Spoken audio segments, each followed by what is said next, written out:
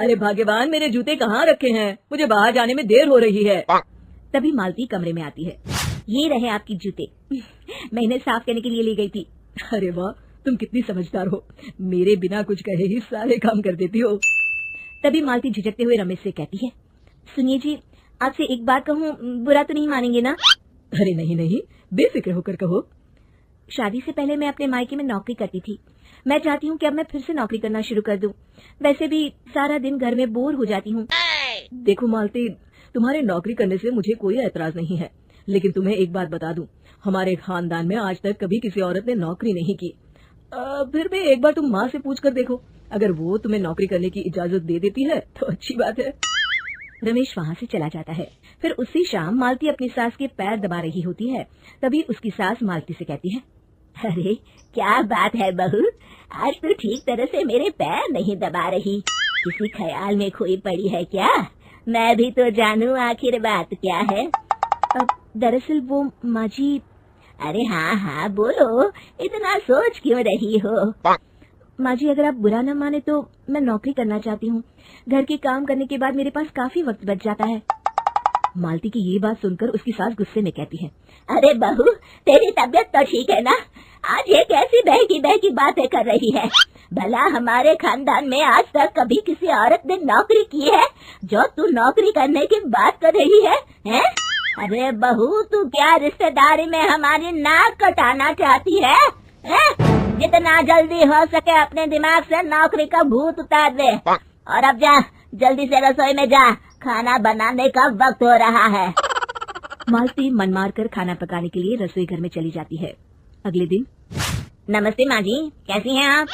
अरे आओ आओ दिवाकर बेटा, बैठो, मैं तुम्हारे लिए चाय मंगाती हूँ। बहू, जरा एक कप चाय तो लेती आना। फिर दिवाकर एक फाइल खोलकर मालती की सास के सामने रख देता है। ये देखिए माँ जी, ये है पिछले महीने का हिसाब और ये रहे मुनाफे के रुपए। एक बार हिसाब देख लीजिए और इन कागजों पर अपने दस्तखत कर दीजिए। अरे दिवाकर बेटा, मैंने भला आज तक कभी तेरा हिसाब देखा है जो अब देखूंगी? ला बता, कहाँ दस्तखत करूँ?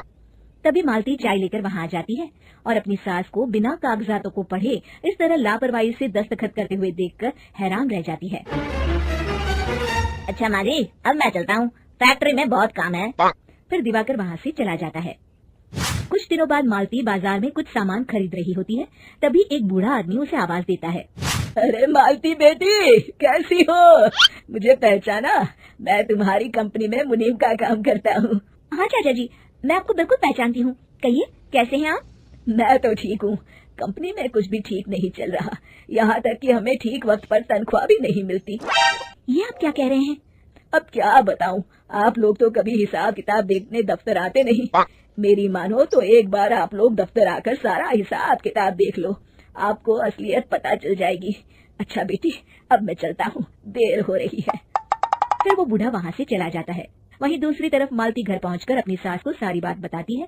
तभी वहाँ रमेश भी आ जाता है, लेकिन मालती की सास मालती की किसी भी बात पर विश्वास नहीं करती। तभी रमेश कहता है, अरे माँ, बिना आग के कभी धुआं नहीं उठता। जब मालती इतना कह रही है तो हमें एक बार दफ्तर चलकर देख लेना चाहिए। वैसे भी हम लोग काफी दिन से अपने दफ्तर नहीं गए हैं। इस तरह किसी एक आदमी के भरोसे काम छोड़ना मुझे भी ठीक नहीं लगता। अगले दिन वे सभी अपने दफ्तर पहुंचते हैं और सीधे दिवाकर के कैबिन में जाते हैं। अचानक सबको एक साथ देखकर दिवाकर चौंक जाता है। अरे माँ जी, आप सब लोग अचानक यहाँ कैसे आ गए? अगर कुछ काम था तो मुझे एक फोन कर दिया होता, मैं आपके घर आ जाता।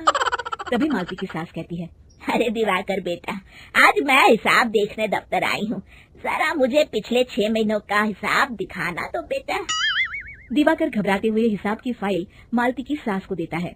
मालती की सास फाइल लेकर मालती को देती है और कहती है, ले बहू, देख ले हिसाब। मालती फाइल को बड़े गौर से देखती है और अगले ही पल उसे सारी गड़बड़ी समझ में आ जाती है। वो अपनी सास से कहती है, माँ जी, मुनीम चाचा बिल्कुल सही कह रहे थे। हमारी कंपनी में पिछले 6 महीनों में जितना मुनाफा हुआ है, हमें उसका आधा पैसा भी नहीं मिला। यूँ समझ लीजिए कि 1 रुपये में सिर्फ चवन्नी ही हमारे हाथों में आई है। मालती की बातें सुनकर मालती की सास गुस्से से दिवाकर को पूछती है, क्यों दिवाकर, मेरी बहू जो कह रही है वो सच है? दिवाकर समझ जाता है आज उसका भांडा फूट चुका है। वो गिड़गिड़ाते हुए कहता है, मुझे माफ कर दीजिए माँ जी, मैं पैसों के लालच में अंधा हो गया था। अरे वाह दिवाकर, तू तो एक नंबर का चोर निकला। इतने दिनों से मैं तुझ पर आंख बंद करके भरोसा करती रही और तू मुझे ही चुना लगाता रहा। अभी के अभी निकल यहाँ से और दोबारा अपनी शक्ल मत दिखाना। दिवाकर वहाँ से भाग जाता है। मालती की सास मालती को शाबाशी देते हुए कहती है, बहू, आज मैं समझ गई कि पढ़ाई लिखाई हमारी जिंदगी में कितनी जरूरी है। मैं बहुत किस्मत वाली हूँ जो मुझे तुझ जैसी बहू मिली है। शिक्षा, पढ़ाई लिखाई का इस्तेमाल सही जगह करके हम दुनिया में बहुत कुछ बदल सकते हैं।